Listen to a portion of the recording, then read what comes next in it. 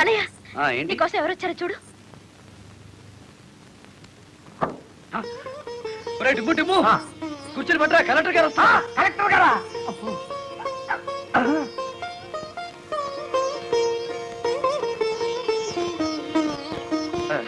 నమస్కారం కలెక్టర్ గారు.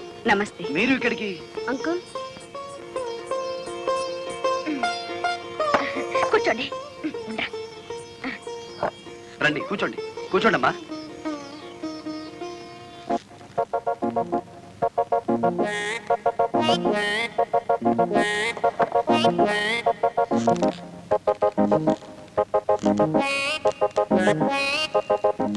బాలమురళి, నువ్వు మా కుటుంబానికి చేసిన మేలుకి ఒక కలెక్టర్గా నిన్ను అభినందిస్తున్నా, ఒక తల్లిగా నీకు కృతజ్ఞతలు చెప్తూ.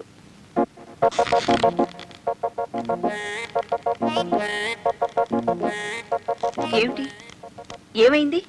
ఏం లేదమ్మా, మీరు కూర్చున్న కుర్చీకి 3 కాళ్ళు.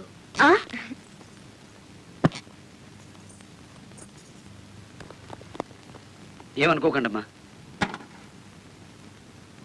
అమ్మా తప్పైపోయింది. కూర్చోండి అమ్మా.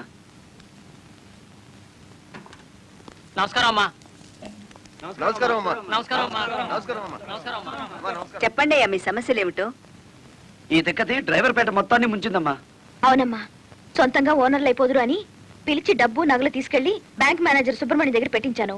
ఇప్పుడు ఇవ్వలేదని వాడు అడ్డం తిరిగాడు. కేసు ఎందుకు పెట్టలేదు? పెట్టామండి. అసలు వాడు ఇంటికి వస్తే కదా 4 రోజులుగా తాళం వేసే ఉంది.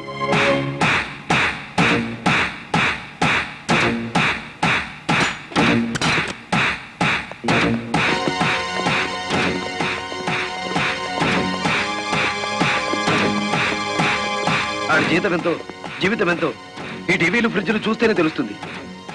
రండి.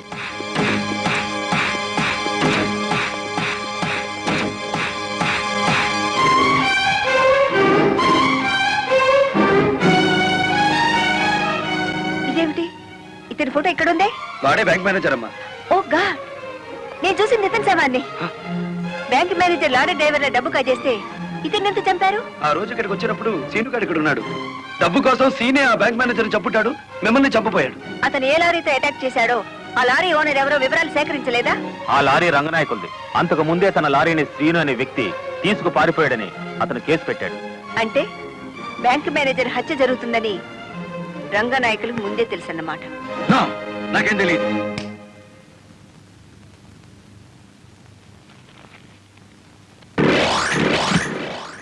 Open the file.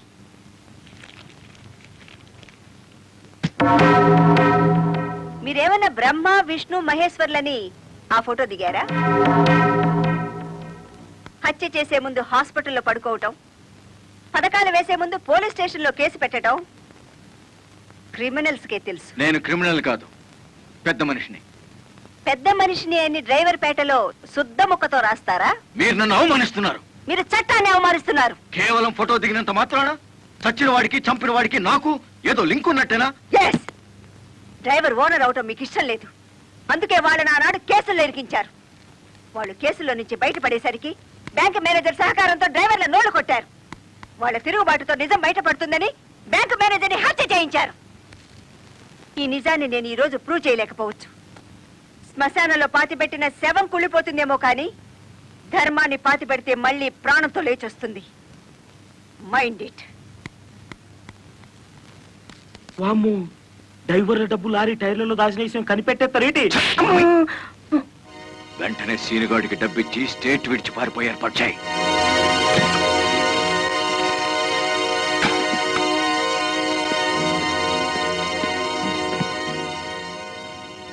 కలెక్టర్కి నీ విషయం తెలిసిపోయింది. పోలీసులు లారీ డ్రైవర్లంతా నీకోసం వెతుకుతున్నారు. ఇది దుబాయ్ టికెట్. ఈ రాత్రికి ఇక్కడి నుంచి ఫ్లైట్ ఉంది. ఈ డబ్బు తీసుకుని వెళ్ళిపో. ఇదే ఫైనల్ సెటిల్మెంటా? నాకు తెలియదు. రంగనాయకులు గారు చెప్పమన్నది చెప్పాను. అక్కడికి వెళ్ళిన తర్వాత ఫోన్లు చేయొద్దన్నారు.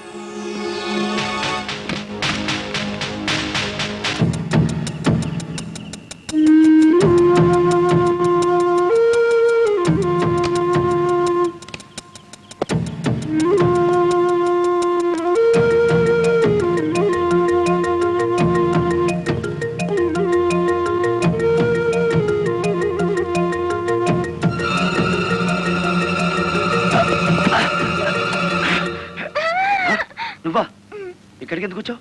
నువ్వు ఒక్కడిగా వెళ్తా అంటే నీకేమైనా అవుతుందో అని వచ్చాను. నన్ను కాపాడడానికి. ఇప్పుడు నిన్ను కాపాడుకోలేక నేను చావాలి.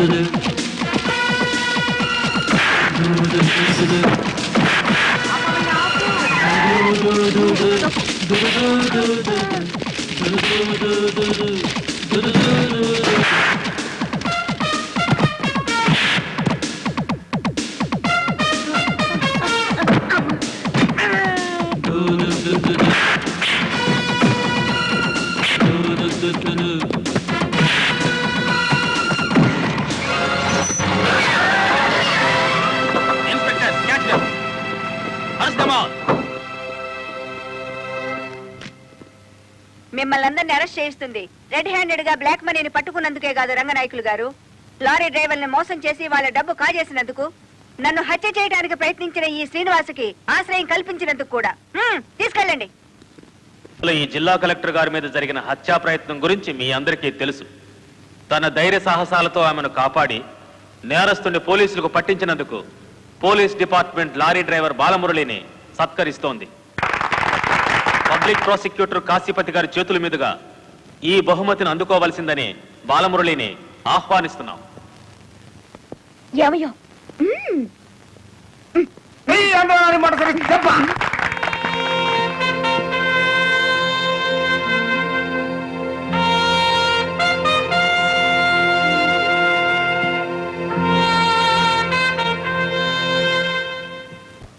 ఈ శుభ సందర్భంలో బాలమురళికి ఒక హెచ్చరిక. దీని పోలీసులు వాడితే లాఠీ ఛార్జ్ అవుతుంది, నువ్వు ఉపయోగిస్తే క్రిమినల్ ఛార్జ్ అవుతుంది. అందుచేత దీన్ని పోటీల్లో గెలుచుకున్న కప్పులా వాడాలి తప్ప లాకప్పులో వాడే లాఠీలా ఉపయోగించకూడదు.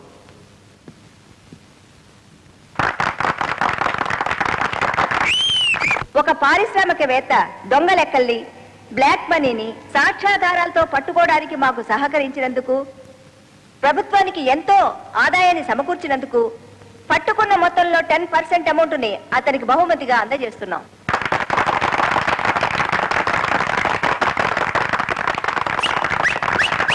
బ్యాంక్ మేనేజర్ చేసిన మోసం వల్ల ఉద్యోగాలు, డబ్బు పోగొట్టుకున్న సాటి లారీ డ్రైవర్లందరికీ కొత్త లారీలు కొనుక్కునేందుకు వీలుగా ఈ మొత్తాన్ని డిపాజిట్ అమౌంట్గా ఉంచమని కలెక్టర్ గారికి తిరిగిచ్చేస్తున్నాను.